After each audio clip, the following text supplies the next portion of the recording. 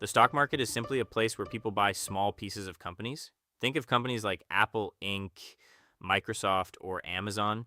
When you buy a stock, you own a tiny part of that company.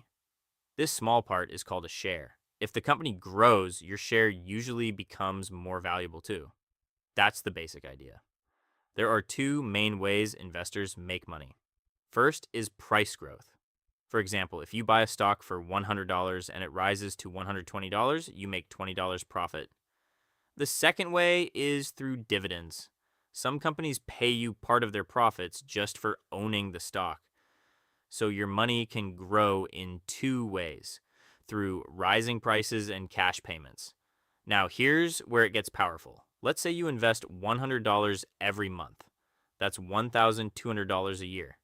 If your investments grow by an average of around 8% a year, after 30 years, that could grow to over $140,000. This is called compound growth.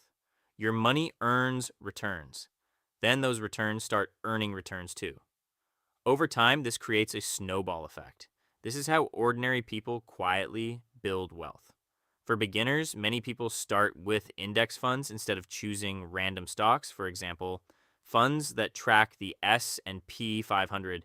This spreads your money across many companies and reduces risk. It's one of the easiest ways to start in it. The stock market isn't about getting rich overnight. It's about consistency, patience, and letting time grow your money. Start small, stay consistent, and let your money work for you.